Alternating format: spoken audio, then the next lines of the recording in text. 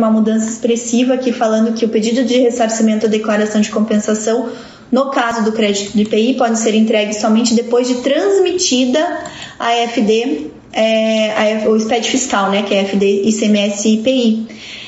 Né? Então, assim, ficou muito claro na IN que se você não fizer a retificação na obrigação acessória, você não pode pedir a recuperação do tributo. Então, fica bem claro, porque o que acontecia? Muitas recuperações de tributo sem a contrapartida na obrigação acessória. Então, agora a IN 2055 deixa claro que você precisa retificar a obrigação acessória e só a partir da retificação da obrigação acessória que nasce o teu direito creditório para ser objeto de ressarcimento ou declaração de compensação. Tá bom? Então, se atentem a esses ajustes aí também nos procedimentos, ok?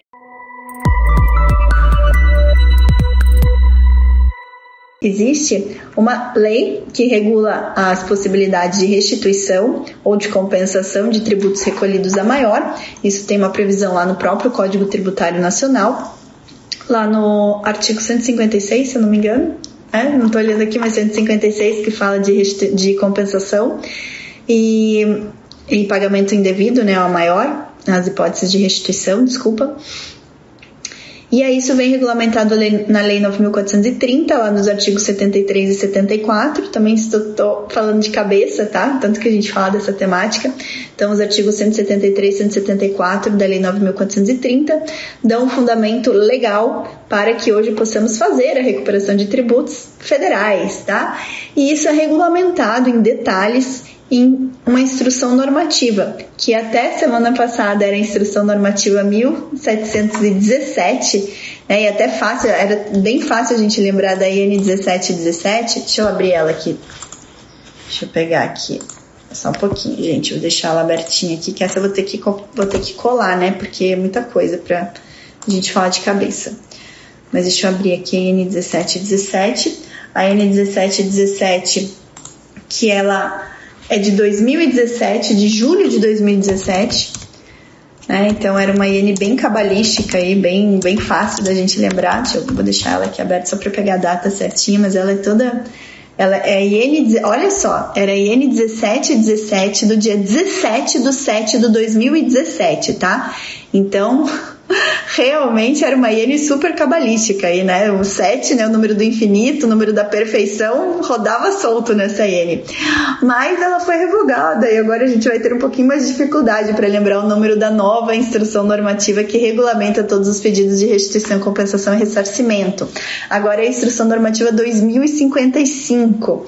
Instrução normativa 2055 foi publicada na semana passada, deixa eu ver a data certinha aqui, 2055.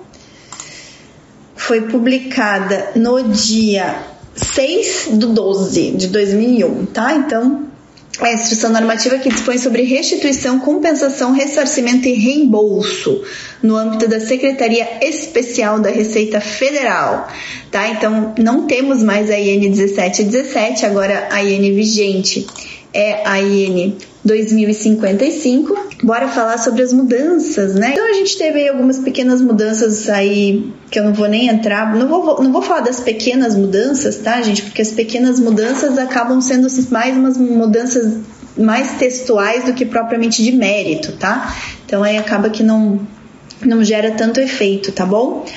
Mas a gente tem ali a primeira grande mudança, está no artigo 8º da IN 2055, que na vigência da IN anterior era o artigo 7º, tá? Então teve essa mudança. Por que teve essa mudança, tá? Porque um dos parágrafos do artigo 1º da IN 1717 se transformou num artigo 2º, tá? Então a gente tinha um parágrafo antes, que daí ele se transformou em um artigo 2º, tá?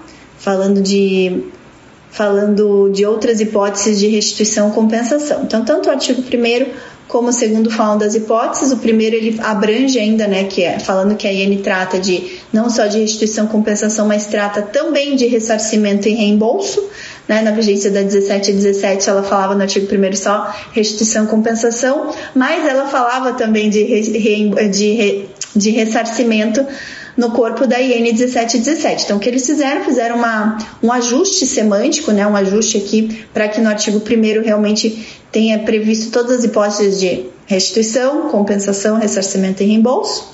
E aí o artigo 2º, ele, que não existia na vigência da IN 1717, ele vem trazendo mais especificidades em relação à restituição e compensação, falando que também abrange contribuições previdenciárias e contribuições de terceiros, tá? Então, contribuições recolhidas para outras entidades e fundos. Então, isso ficou separado, né? Então, ficou mais detalhado ali em relação ao que a gente tinha na IN 1717. E, em virtude disso, todos os outros artigos acabam sendo renumerados, e aí a gente tem a primeira grande mudança ali no antigo artigo 7º, atual artigo 8º, tá? Que fala de procedimento de restituição. E aí fala que o procedimento de restituição vai ser feito mediante requerimento, já tinha essa previsão na IN 1717, ou processamento eletrônico da própria declaração de ajuste do imposto de renda da pessoa física. Não teve nenhuma mudança em relação a isso. E aí o parágrafo 1º teve um ajuste de redação ali falando que esse requerimento ele tem que ser formalizado por meio do programa PERDECOMP, tá? Do programa PERDECOMP, por meio de formulário de pedido de restituição, que está constante no anexo 1, caso não seja possível utilizar o PERDECOMP. Então, essa é a primeira mudança, que agora até para restituição nós vamos utilizar o programa PERDECOMP, tá? Antes a restituição ela era via de regra por formulário, que já tinha previsão na IN 1717, agora ela passa a ser exceção por formulário e a regra, assim como na compensação, é pelo programa PERDECOMP. Teve esse ajuste aí, por mais que a gente já tenha, né, nossos programas mais atuais do programa gerador do PERDECOMP já tinha, né? Tanto que PER quer dizer pedido de restituição e DECOMP, declaração de compensação, tá? E aí foi inserido um parágrafo 3º nesse artigo 8º, que antes era o artigo 7º, falando que o pedido de restituição dos tributos, tá? Em relação ao Simples Nacional do empregador doméstico, tá? Tem que ser feito lá no portal ECAC, em aplicativo específico para restituição do empregador doméstico. Então veio essa previsão aí para empregador doméstico que a gente não tinha anteriormente, tá? Aí nós temos mais alguns ajustes aí semânticos. Deixa eu ver o próximo aqui que vai ter uma mudança mais importante. Vai ser esse próprio artigo 8º, que era o artigo 7º, ele foi quebrado, né? Então antes a gente tinha... ele foi quebrado em 2.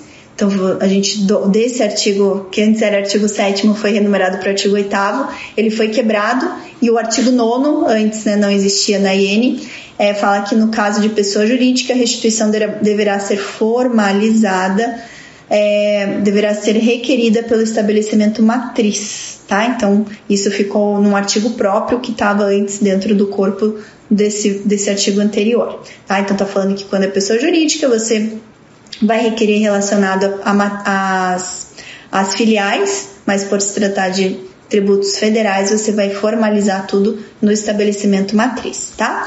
E aí, por conta dessa quebra aí de conteúdo para um novo artigo, os próximos artigos voltam à mesma numeração. Então, a partir do artigo 10, aí ele continua a mesma numeração do que era na IN 1717, com pequenos ajustes. O próximo ajuste mais representativo vai ser no artigo 13, no artigo 13 ele foi bem modificado, tá? O artigo 13 ele foi bem alterado em relação ao Simples Nacional, tá? O pedido de restituição de tributos no Simples Nacional. Então, o que modificou aqui em relação aos pedidos de restituição do Simples, tá?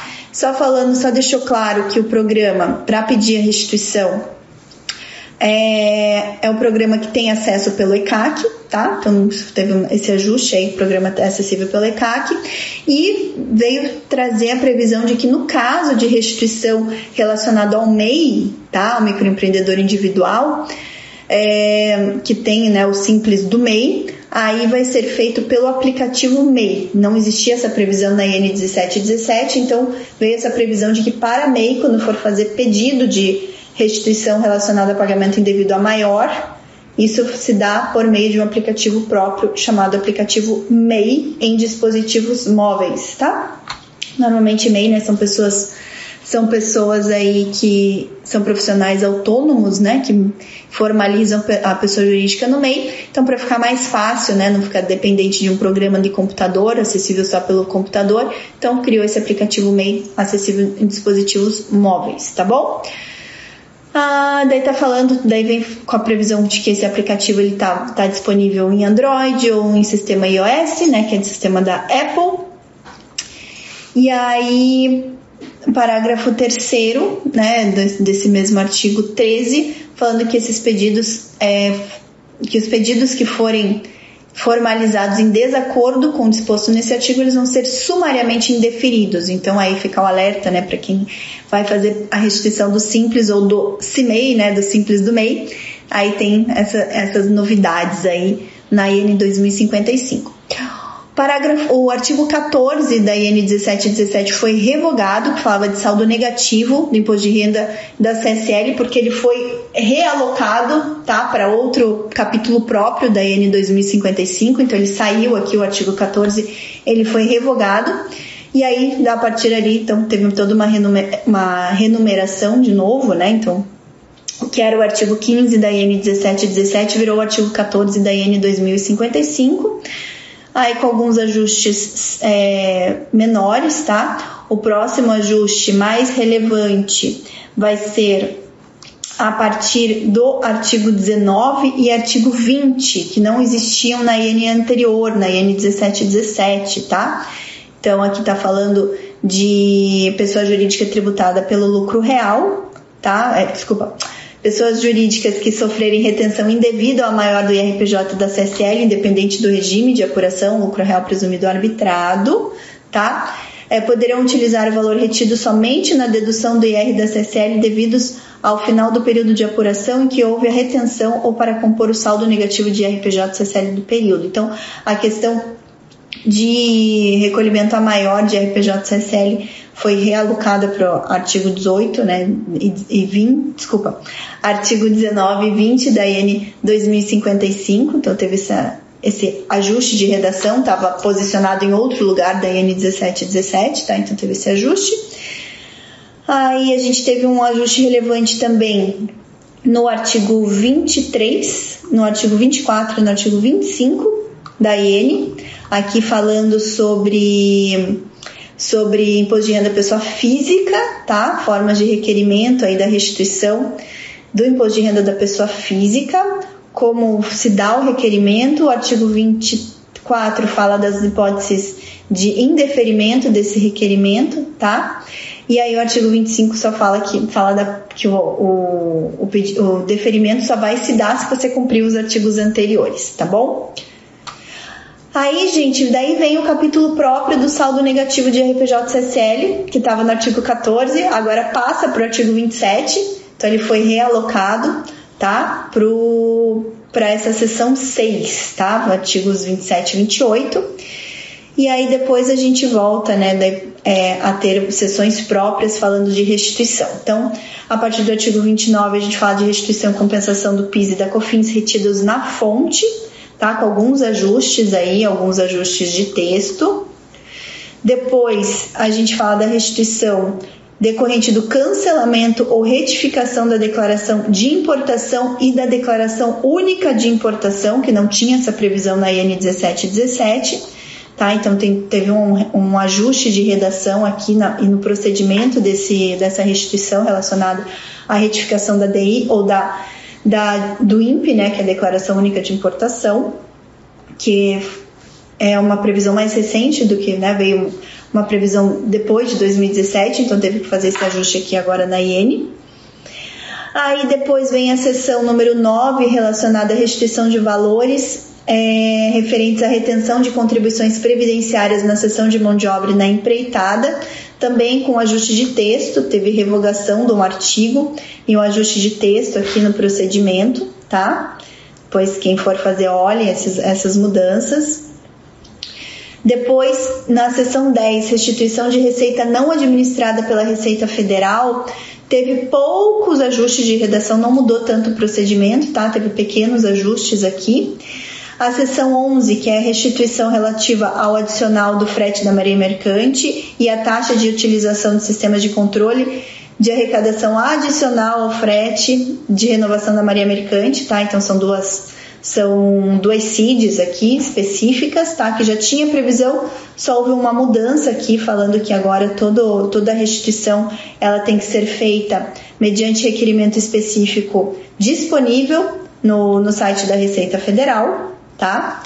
E se não for feita nesse requerimento específico, vai ser sumariamente indeferida. Então, a partir de agora, gente, todos os pedidos de restituição que vocês forem fazer, que sejam esses pedidos mais específicos, vão ter formulários próprios disponíveis no site da Receita, então tomem cuidado sempre que vocês forem fazer para fazer no formulário certo, senão os pedidos são indeferidos, tá? Indeferidos sumariamente. Isso tá reiterado aqui na IN 2055, sempre falando, né, de acordo com as hipóteses de restituição. Se você não fizer o pedido certo, ele vai ser sumariamente indeferido, daí vai ter que ser refeito, tá?